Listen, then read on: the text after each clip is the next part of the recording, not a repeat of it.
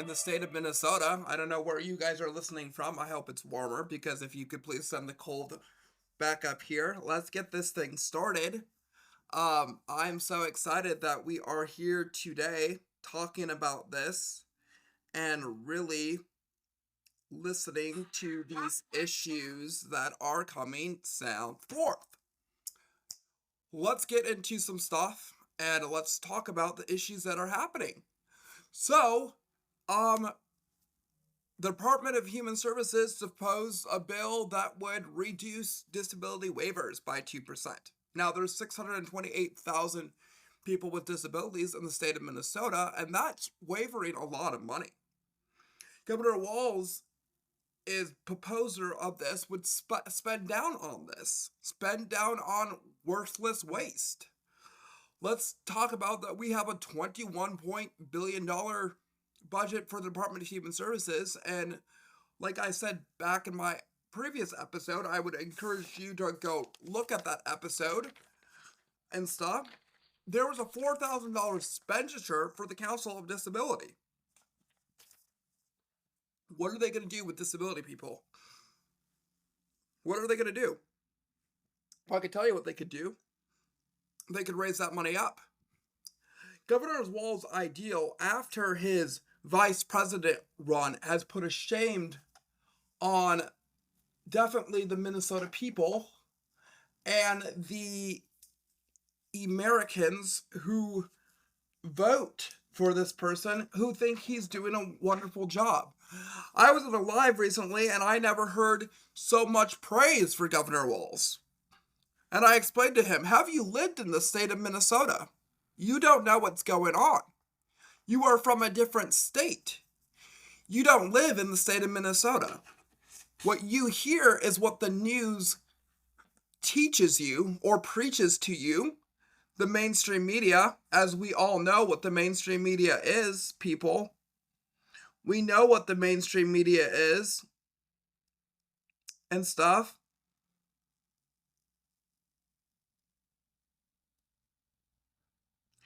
And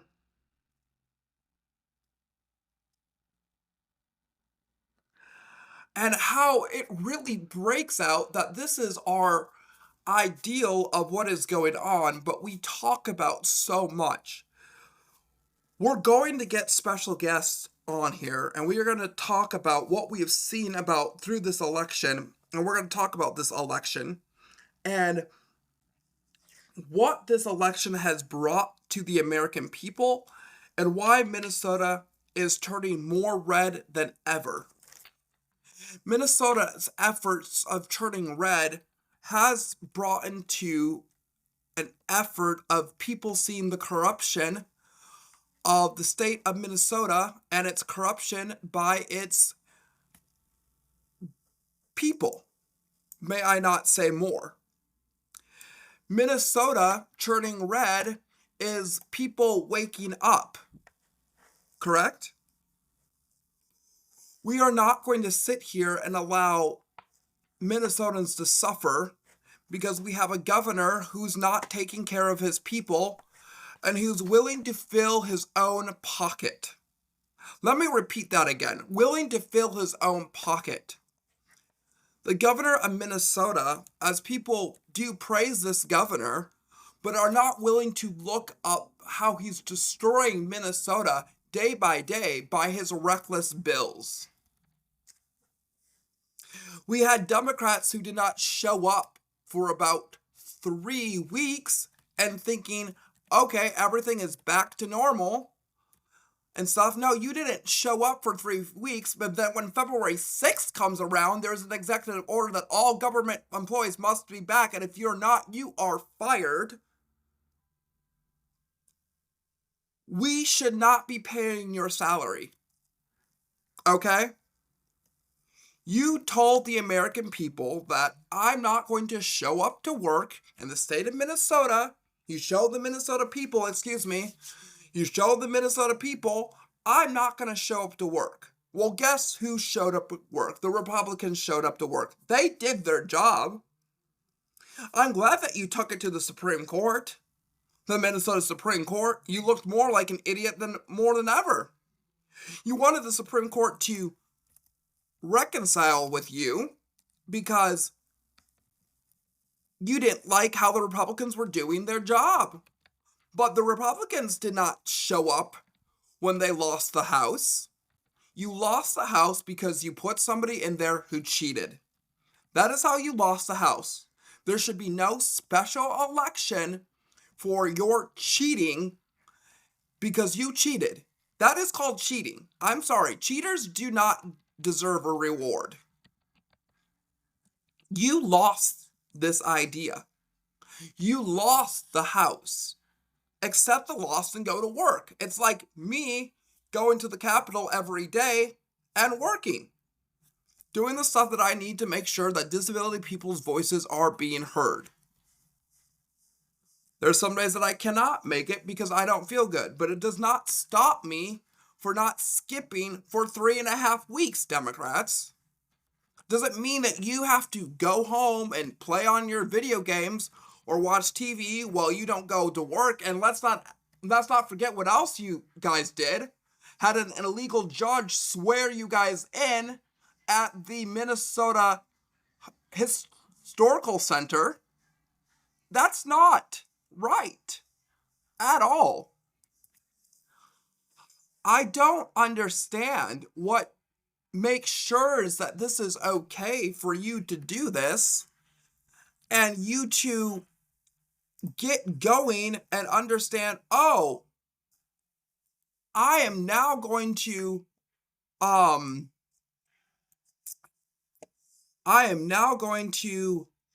not do my job. What job did you have to do? I ask you. What job was it? I want you guys to think about that for a while. And if you are being voted in to be an executive order on the Democrat side, and you are being voted in to serve the Minnesota people, and if you don't show up to work and you're still getting paid, that doesn't work, my people. I'm sorry, that doesn't work. It doesn't work like that. We are not here to pay you if you don't do your job, okay? We're not here to pay you if you cannot sit here and do your job and listen to you to complain because you lost the House.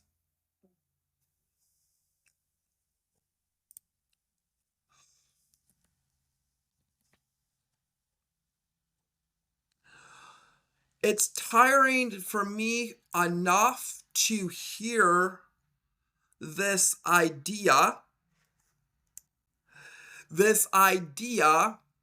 of what is happening to our administration, what is happening to the people of America who have voted you in to do your job. And you're willing to not do your job?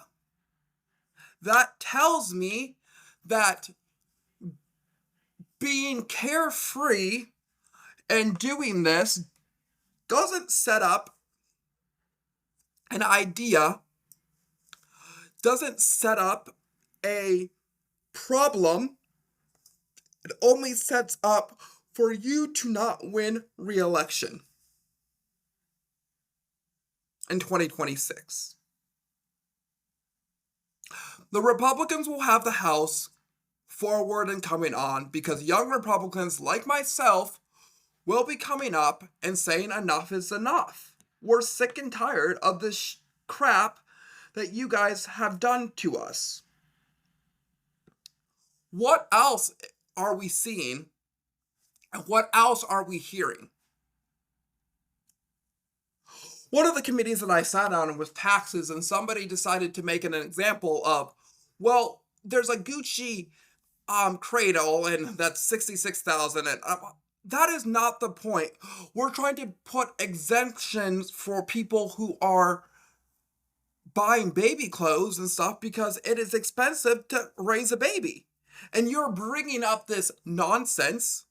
And let me tell you, we are paying for your salary. Your salary doesn't bring up to make sure your nonsense of doing stuff. Are you sure you're not making in pro to trading and stuff? Because we could go elsewhere. We could look at that as its ideal of its coming of what it is.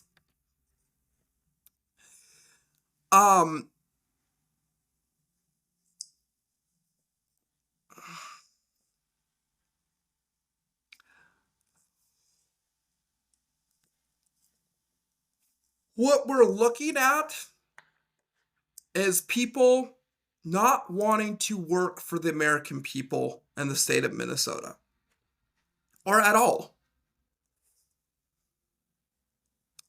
Democrats want their times to do what they want to do what they want to put around, and do what they want to have going. They do not care about the Minnesota people, and I'm seeing that every time I listen to a committee.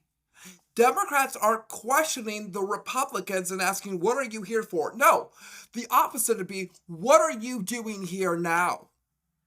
What lit a fire under your butt to get your butts back to the Minnesota Capitol and doing your job? Because there was an executive order February 6th that you guys were all going to be fired and recalled? Because we're ready to sign a petition. There's a petition going out that we want to recall your guys' butts. You don't deserve to show up. You don't deserve to be paid. You don't even deserve to be representing the state of Minnesota. What you deserve is to be recalled and out. That is what you deserve.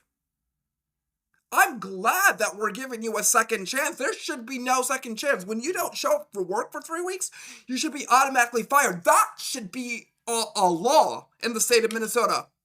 Across the United States, all 50 states. If you don't show up to a governor position for 3.5 weeks, you are fired. No buts, no nothing, no except, I didn't want to because I was not happy about the outcome of the election. No, you show up to work.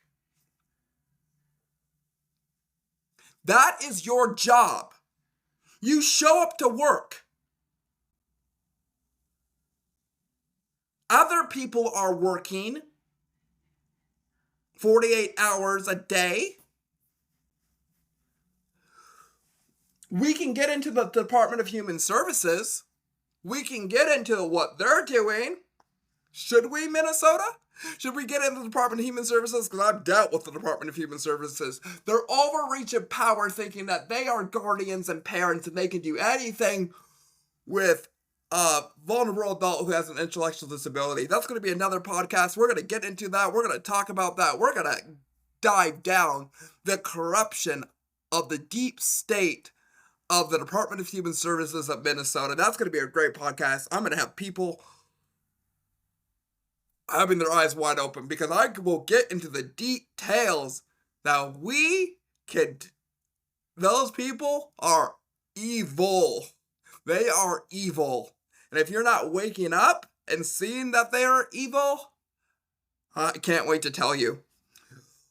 Let's get down with some other questions that a lot of people ask about Minnesota. Is Minnesota really under a fraud investigation? You bet your butts it is. There's other words I want to say about Minnesota, but I can't. Minnesota is under a fraud investigation because we are that way.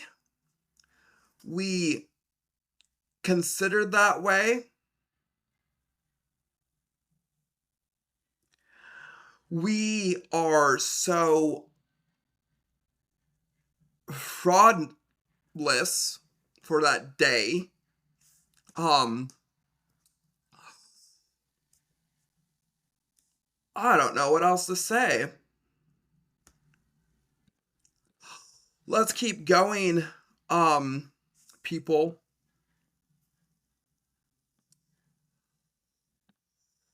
I love reading the comments that people put in. Um, what I love reading. And I love how we talk about these stuff. And these are stuff that needs to be talked about. And when I started this podcast, I wanted to talk about the issues that I'm seeing in the state of Minnesota that I think people are blinded to not, that can't see it. Excuse me. The blind people who are not seeing the state of what is going in Minnesota really scares me. The issues that our governor is doing. And I am an entrepreneur. I am starting my own business. I want to start a nonprofit called One Voice to Change the Nation to help disabilities all across the United States of America, not just Minnesota. I want to help across disabilities all across the United States, where we can get funding to help people find better housing, better apartments, that they can get help with furniture, TVs, stuff that we can help these people, because I think what's happening with people across America is, oh, the problem is what I see is, oh, I support disability people, or let's, do you really support disability people, or do you just want to work in there that you can just get a paycheck? We need people who've been in the system as longer to run the system.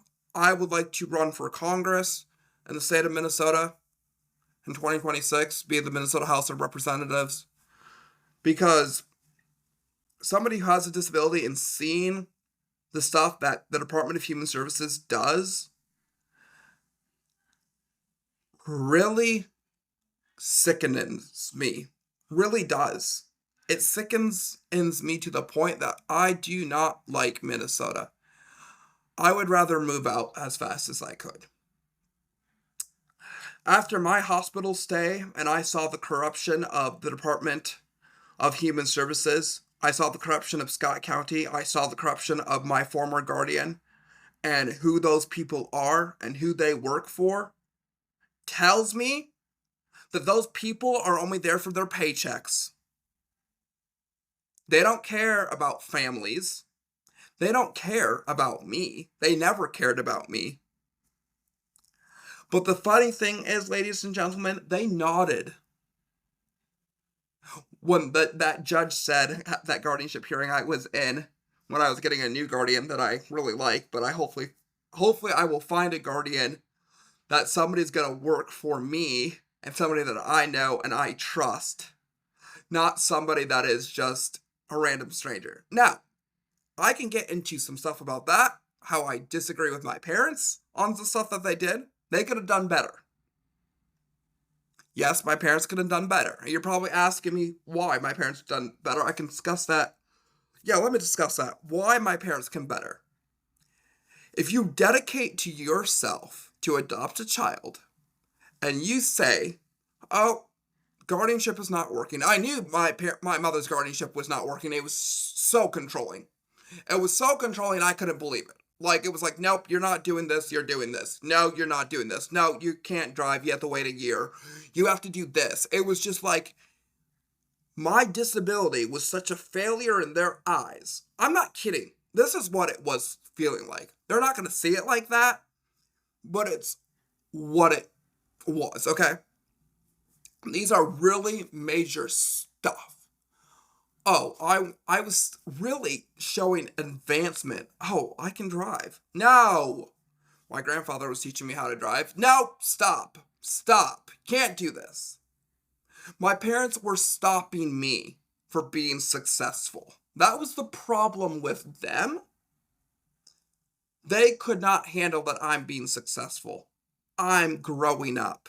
My disability should not be, oh, you have this, oh, you have this. You don't know.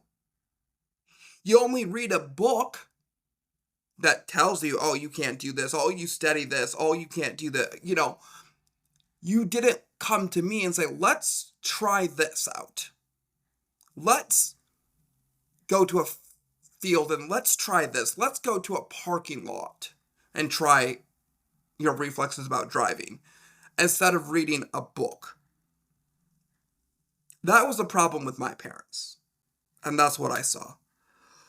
The Department of Human Services needs to wake up, and guardianship needs to be different in the state of Minnesota. Thank you guys for listening to this podcast, and I hope you guys enjoy it. Please subscribe, follow, share with your friends, and I will see you guys in the next podcast. And if you guys are curious, I will be speaking at the Minnesota House of Representatives. No, the Minnesota Senate tomorrow. So I'm very excited to speak. Thank you guys so much. And again, thank you for listening to Nate Real Midwest.